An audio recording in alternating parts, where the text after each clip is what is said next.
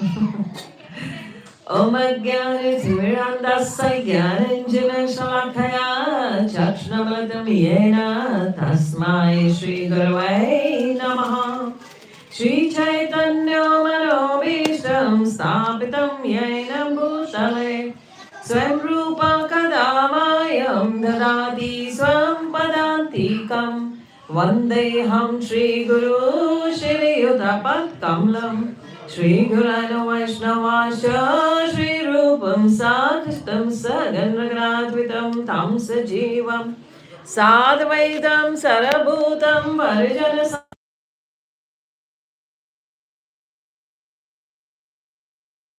Padan Sahaganlalita Shri Vishakhanatavasya Hey Krishna Karuna Sindhu Dinabandhu Jagatpate Gopesha Gopika Kanta Radha Kanta Namastute Tapta Kanchana Gaurangi Radhe Vrindavaneshwari Vrishabhanu Sutadevi Pranamami Hari Priya Vancha Kalpataru Bhaksha Kripa Sindhu Vacha Paditanam Pavanebhyo Vaishnavbhyo Namo Namah Jai Shri Krishna Chaitanya Prabhu Nityananda Shri Advaita Gadadara Shri Vasadi Gaur Bhakta Vrinda Hare Krishna, Krishna Krishna, Hare Hare,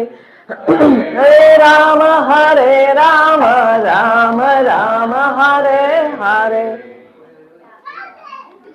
Hare Krishna. So I thank you all for inviting me. I am from Delhi, India. I'm an international traveler preacher. I travel the world with the blessings of my spiritual master, or the orders of my spiritual master, His Holiness Gopal Krishna Goswami Maharaj. A very a faithful and a very dedicated disciple of Srila Prabhupada, A.C. Bhaktivedanta Swami Srila Prabhupada, the founder Acharya of International Society for Krishna Consciousness, ISKCON. So I'm very glad that I've been invited here. I'm an author of many books also, and I have written books on interfaith, the similarities between the Guru Granth Sahib and Bhagavad Gita, Bhagavatam, and likewise.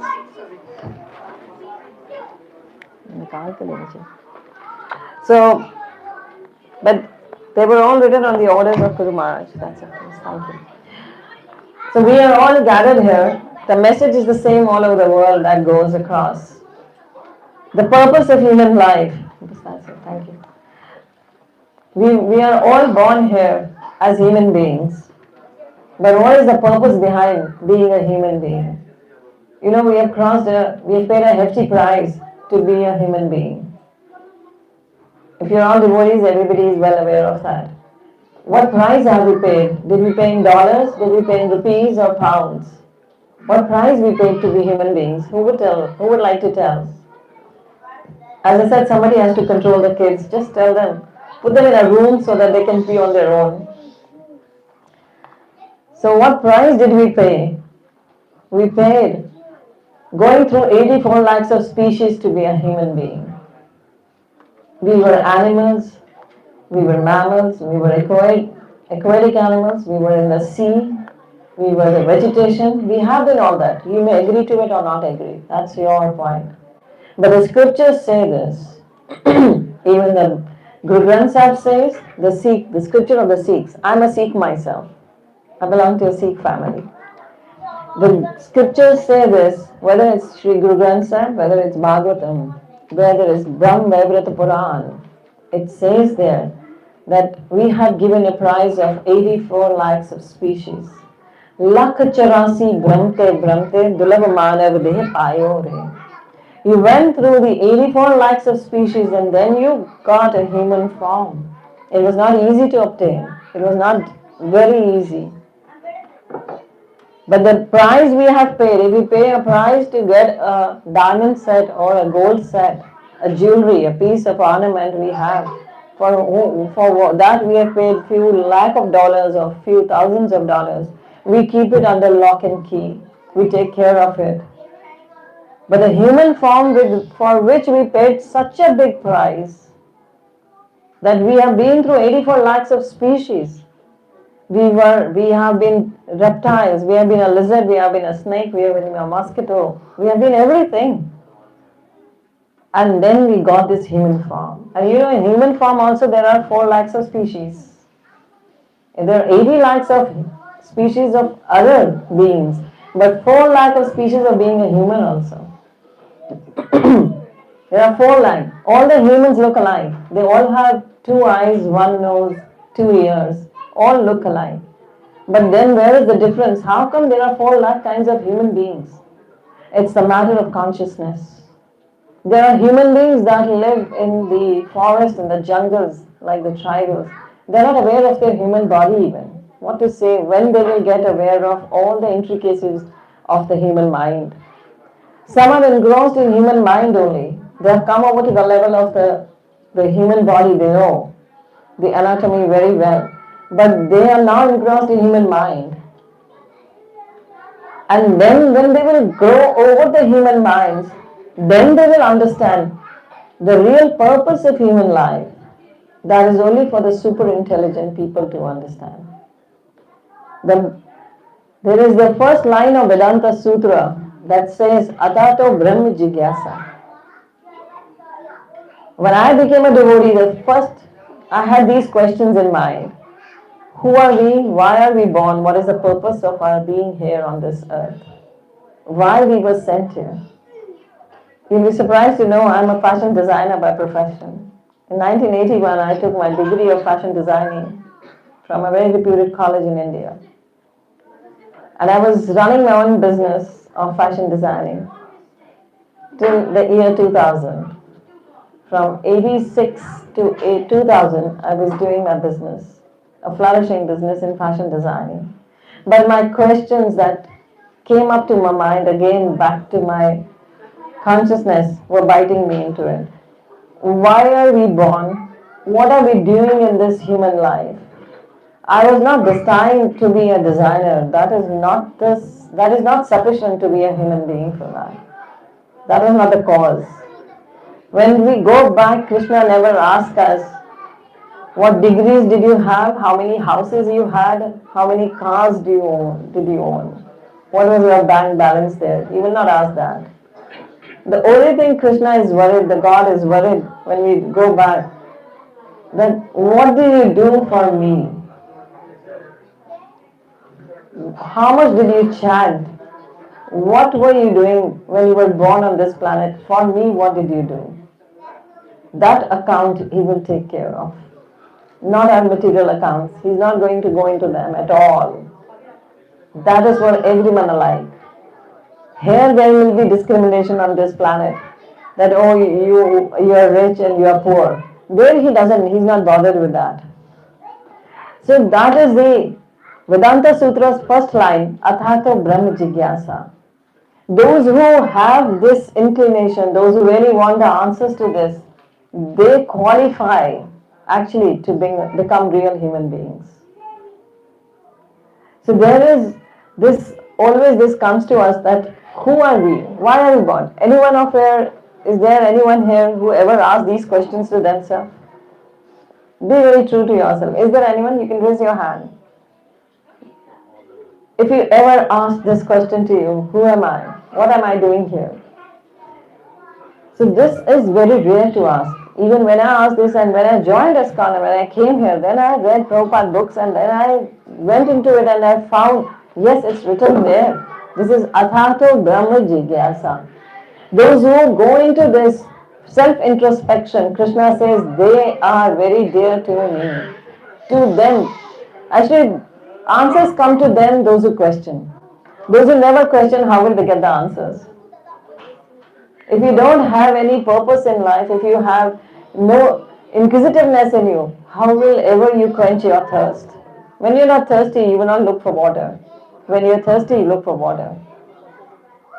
So that is going to quench your thirst. So the purpose of human life, the Guru Granth Sahib says very clearly, Bhai prapato manak deheriya, Govind milan ki e teri bariya. Avar kaj kite na kaam mila sad sangat baj kevala naam. So it says here that you've got a human form of life. Bhai prapat. It is the mercy of the Supreme Lord that you got a human form. So Bhai prapat manak dehriya. You got a human form now. What is the purpose behind it? So Bhai prapat manak dehriya Govind miladki e teri bariya. This is the time to meet Govinda. This is the only time to meet Govinda. There is no other species in which you could have taken birth and you could have met Govinda. No, it's only the human form, the Vaishnava form. The four likes of species means when you become a Vaishnava. The Gurbani again says, the scriptures say the Vaishnava is the person on whom Vishnu is very happy upon. That is why he is called a Vaishnava. Who is a devotee of Vishnu is Vaishnava. Who follows all the scriptures say that he's surrendering to the Krishna. He is Vaishnava. And the Gurbani says, Mitya nahi rasna parat manamay preet niranjan daras. He is a Vaishnava who doesn't have falsity is not in his character. He lives a life with sincerity. He is not false at all. He doesn't lead a fake life. Like in Kali Yuga, we have everybody is a hypocrite in Kali Yuga. It's age of hypocrisy. It's age of quarrel. So in bhakti, in devotional life, there is no hypocrisy. If you are still a hypocrite, then you are not a devotee. A devotee is never hypocrite. He is never fake. He is what he is from inside, outside he is the same. He should not be fake. If he is fake, he thinks he is bluffing the world, but he is bluffing himself. Krishna is taking note of everything. We cannot bluff the Supreme Lord. So, falsity is on his tongue. He is never false. Mithya means false. Mithya nahi rasna paras. Falsity doesn't touch him. Manmay Preet Niranjan Daras. He has only one thing in his heart, the love for the Supreme. That's all. We are celebrating the Kartik month. You all are here invited for the Damodar, singing Damodar Ashtakam. Prabhuji brought for me to sing. I said, no, I have come to teach Damodar Ashtakam. Singing will be done later. So, Damodar Maas is this very special month. This month is Kartik month is very special. It's been glorified in the Guru Granth Sahib even. The Kartik is so special that during the Kartik, Krishna actually gives bhakti in discount. You are very fortunate. Krishna actually has there are sales everywhere in the stores. Likewise, the bhakti is on sale in this month. If you just chant once Krishna, you chant the Hare Krishna Mahamantra once, whatever the benefit that's going to happen to you is 1,000 times, multiplied by 1,000 times. One round chanted is equal to 1,000 rounds. So bhakti is really in discount. You can become a sincere devotee if you take this up. And some people who haven't done anything in the 12 months and they take this 1 month of very seriously, their lives are changed. They can change their lives. You can change your destiny. Krishna says in Bhagavad Gita, you can change your destiny. The 5 things Bhagavad Gita teaches us. Bhagavad Gita, Krishna speaks about himself. Bhagavad Gita is a Bhagavad Gita, celestial song sung by Krishna. So Bhagavad Gita teaches 5 things. Krishna speaks about 5 things in Bhagavad Gita. First he talks about himself, who he is. He is the Sarva Karna Karnama. Everything is coming from him. He is the Supreme Personality of Godhead. He clearly says that. And from the Guru Granth Sahib even, that's why I say, it really establishes the fact, yes, he is the Supreme Lord. So Bhagavad Gita talks about this, that Krishna says, I am the Supreme. Then he talks about the living entities, all of us, all the jivas, all the souls. Every jiva he talks about. Every living entity he talks about. The soul, the Atma. He gives that knowledge. Third, he talks about the modes of material nature. There are three modes of material nature that govern the material world: the mode of goodness, the mode of passion, the mode of ignorance. These three modes are at work. And he tells Arjuna, in whichever mode you place yourself, you will be actually performing according to the mode you are in. Because Krishna is asked by Arjuna, it's conversation going on. It's the doubts of Arjuna that are being cleared by Krishna. So Krishna is asked that why do I commit sins? Arjuna says, why do I commit sins even if I don't want to commit a sin? It happens. I'll just commit it. Why this happens? Then Krishna says, Kam eshe krodh eshe rajaguna samadva. He says, because the lust takes over you, Kam. It takes over you. Obsession. I want this. And then you, because obsession is a quality of rajagun, mode of passion.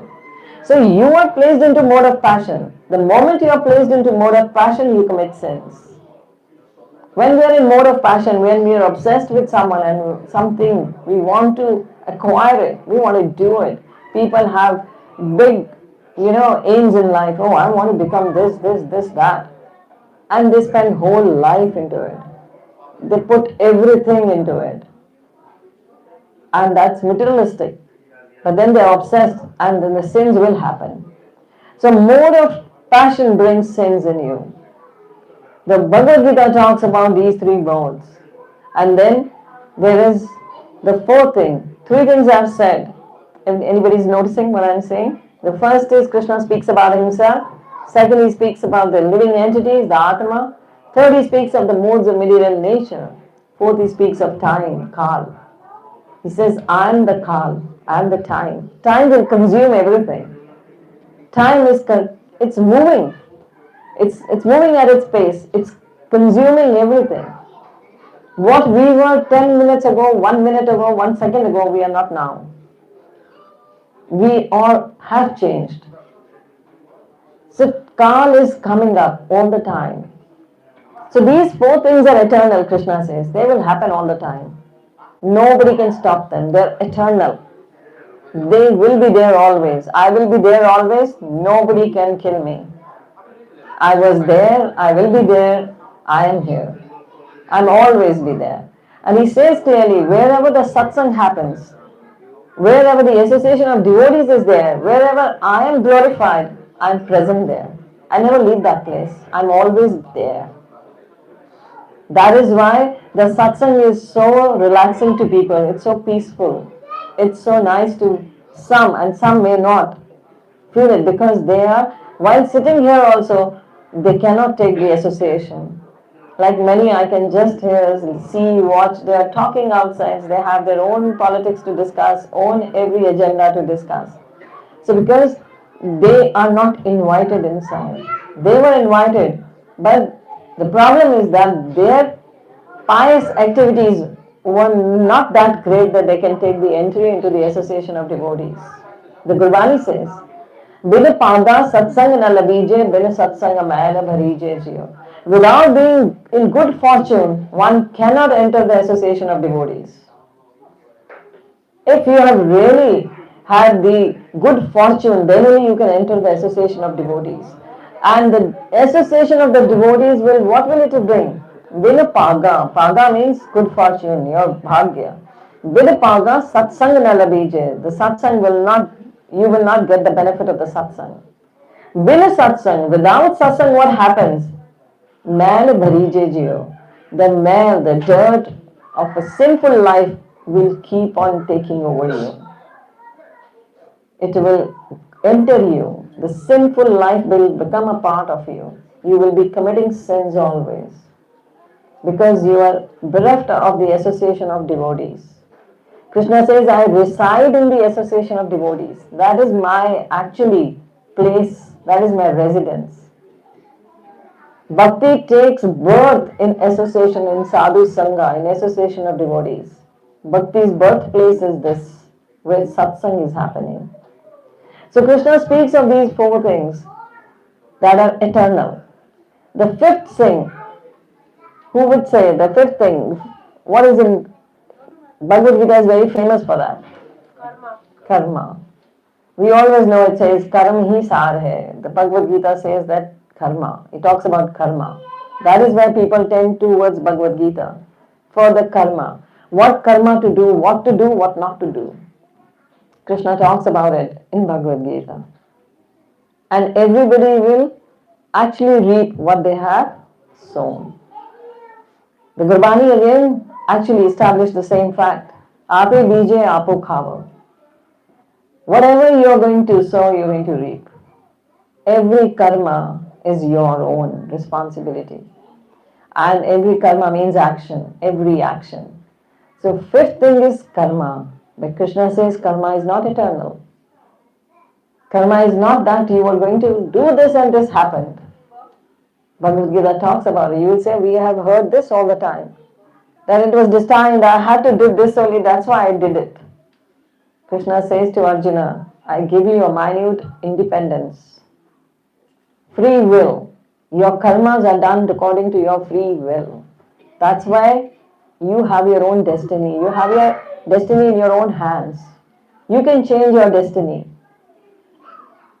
It depends upon what you do, how you do.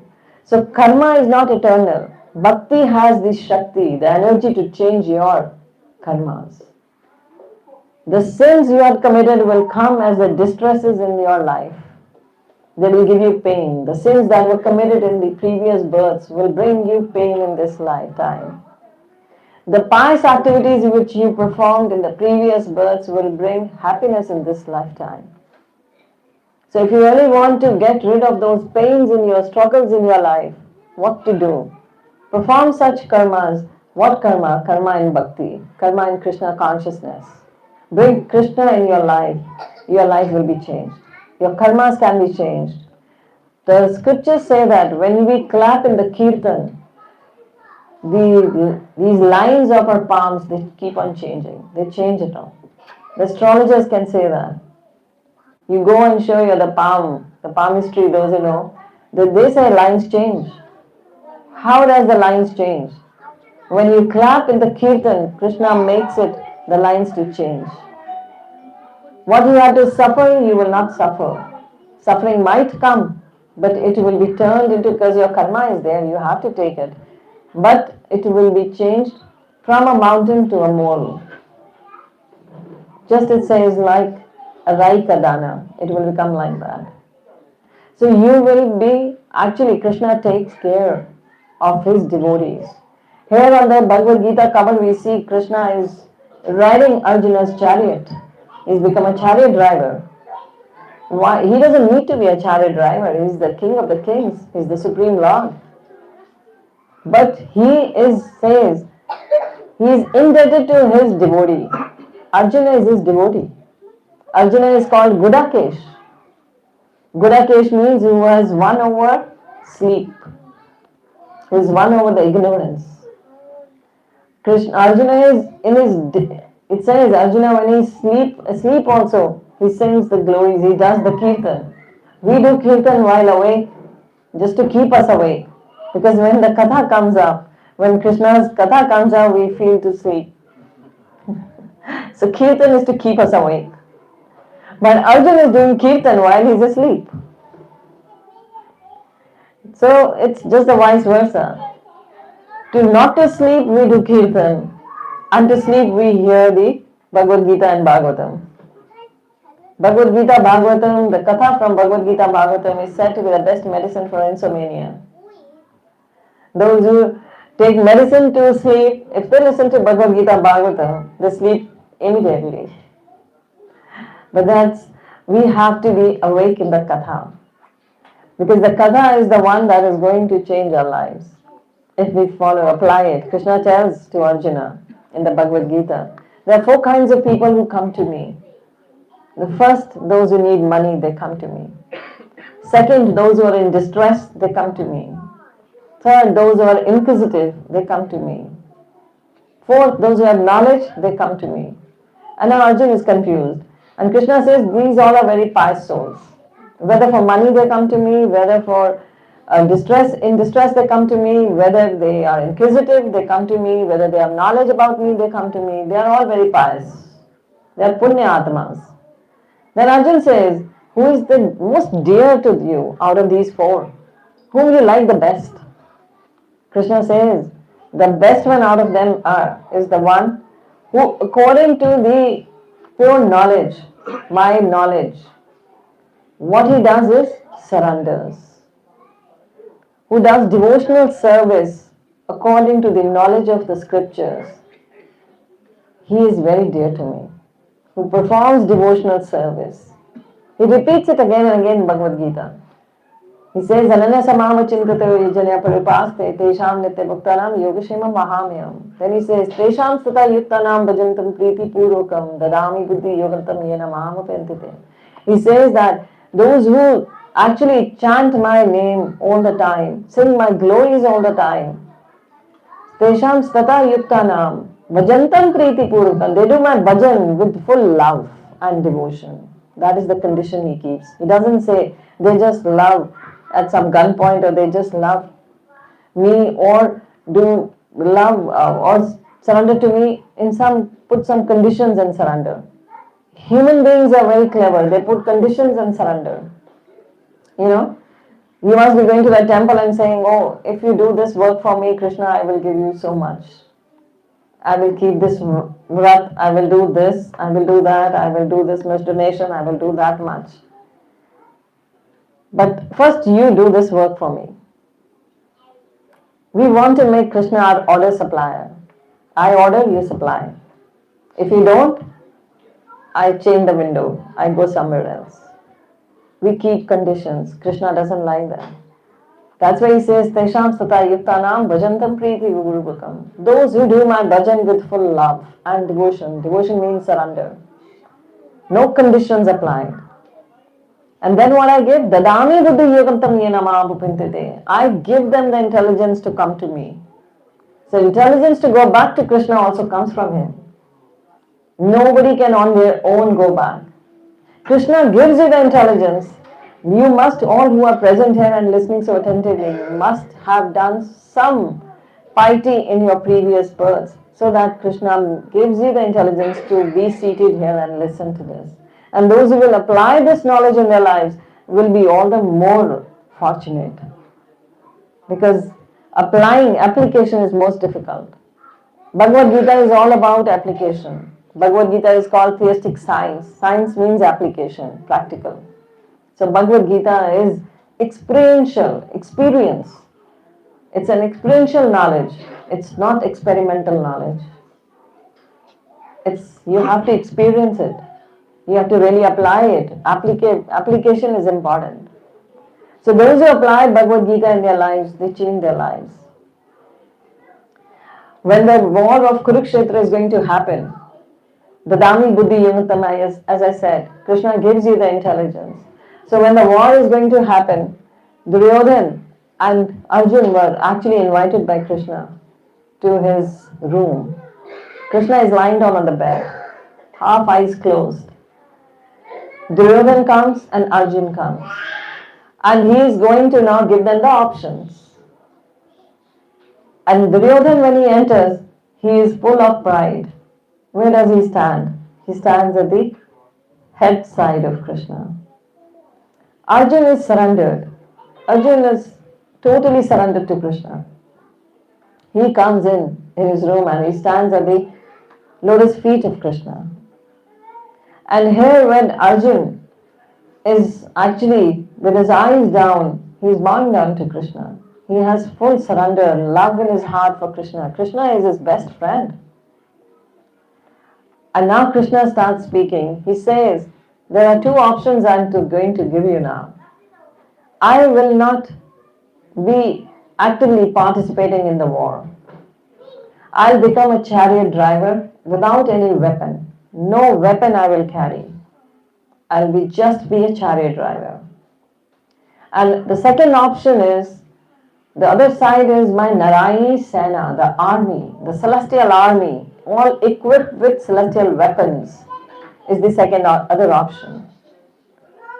So you have to select from these two. And the first chance I'm going to give is to Duryodhan. Duryodhan says, what will I do with a chariot driver who's not going to pick up any weapon. I've got thousands of chariot drivers.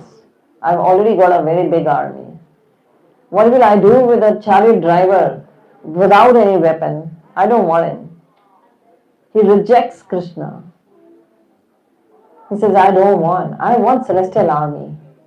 I want the army as a huge army, all weaponized with celestial weapons.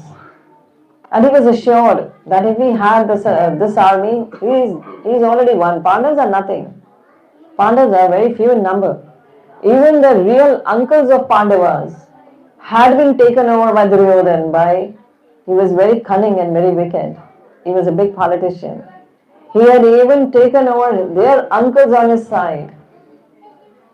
Pandavas' real uncles were fighting against them. They were siding with Kauravas. And now he said immediately, I want what? I want the celestial army. Krishna said Tathastu with a big smile. And Duryodhan, full of pride, he just left the chamber. And he was totally assured that he's going to win the battle. It's all his now. He said, who is there? Krishna is not going to pick up any weapon. He is just a Nihata Sarthi. And I have already, it's declared, I have won the battle. And there Arjun is still standing there perplexed, looking at Krishna. And Krishna says, now what is worrying you?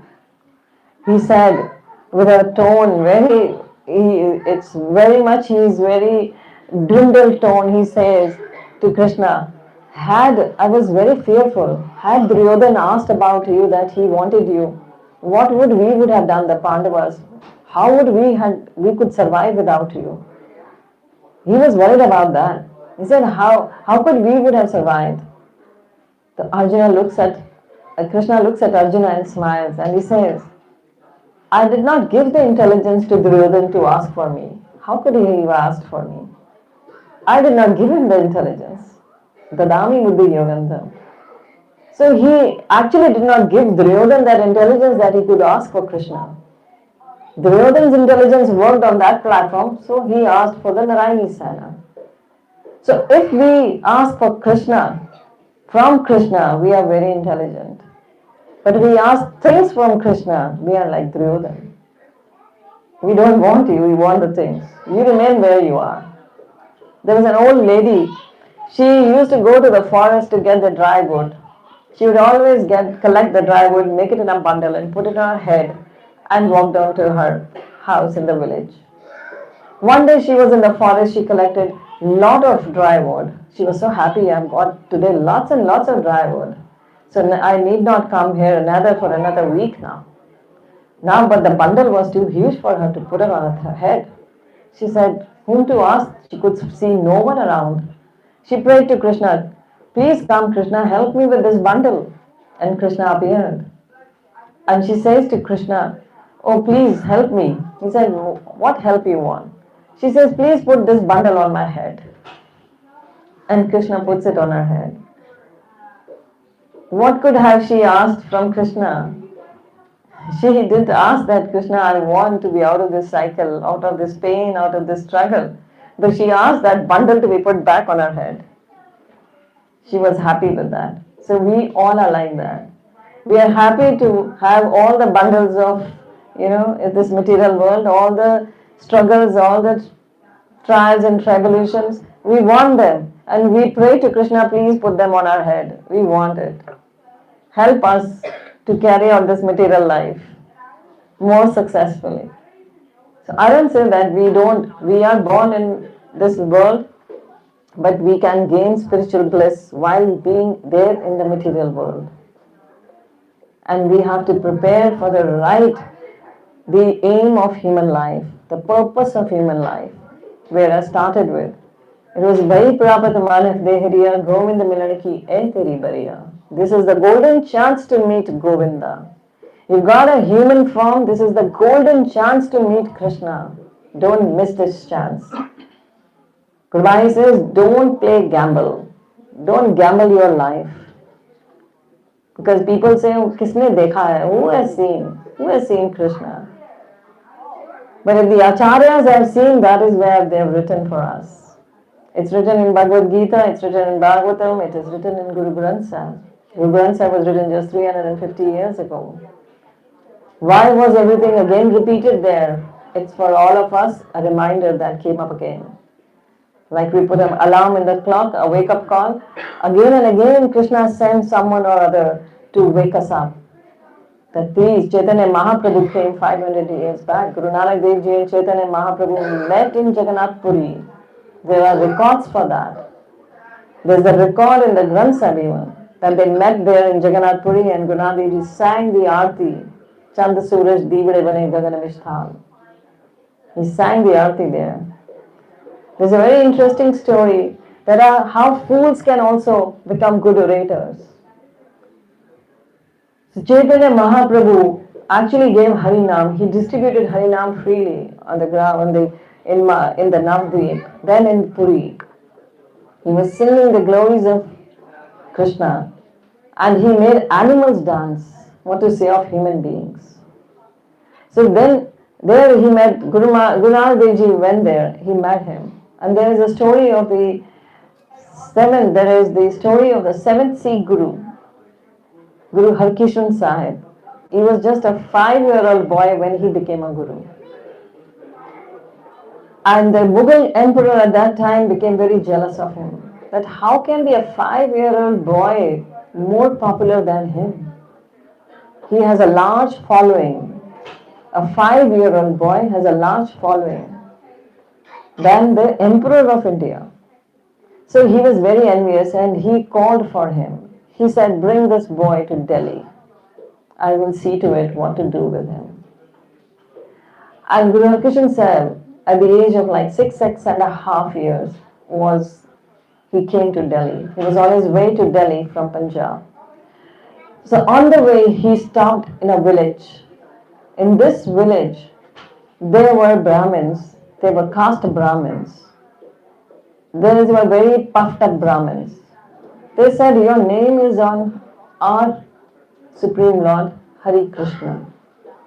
You call yourself Hari Krishna Das. Because they were all, the Gurus always said they were servants to the Supreme Lord. Guru Nanak Ji says in the Granth Sahib, Dasa Anudas Nanak Kahet Hai. Dasa Anudas, that's Chaitanya Mahaprabhu also uses this phrase.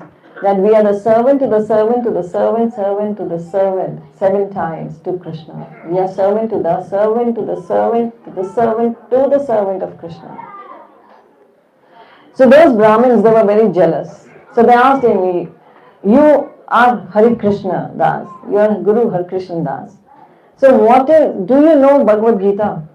Can you speak the Bhagavad Gita shlokas? So Guru Hari Krishna Das, he just smiled. So Guru Harkishan Sahib smiled and he said, in the evening bring the most illiterate person in your village to me, who cannot read, write or speak Sanskrit. Bring him to me.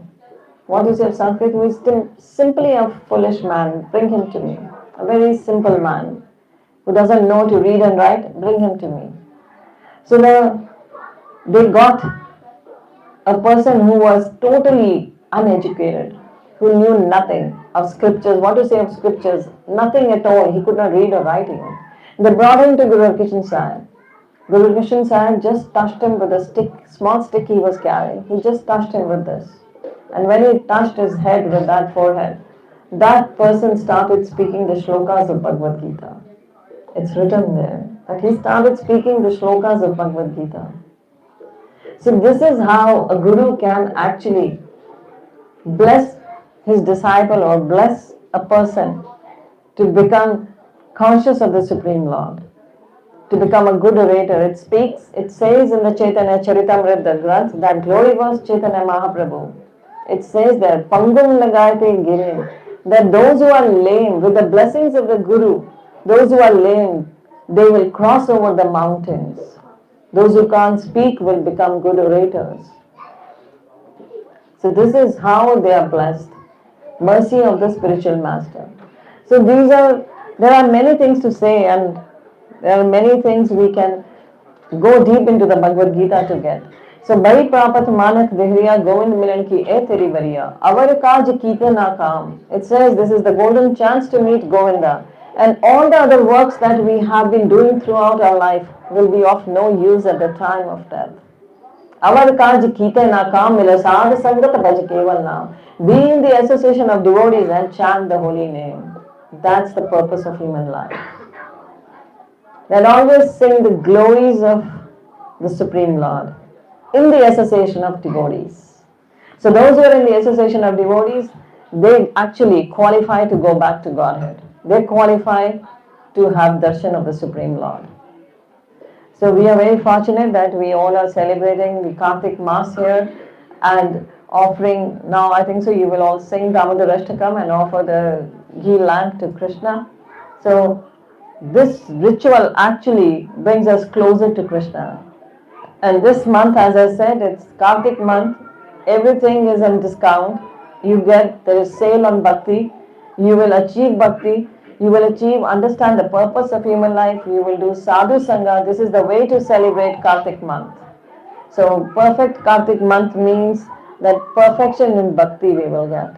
So you all again and again I'm repeating, very fortunate souls who have been here listening to the glories of the Supreme Lord, listening to the glories of chanting the holy name and the purpose of human life.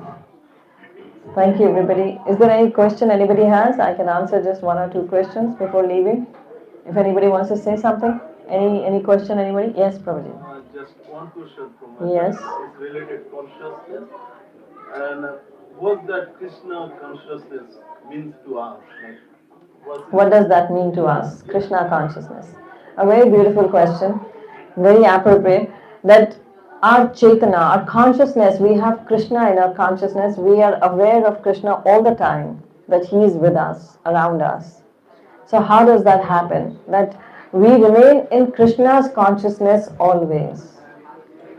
That is, hope you understand. Our consciousness, our subconscious level, like the whole day, whatever we do whole day, when we go to bed, sometimes it is what is stuck in our head, it comes to our mind in subconscious level.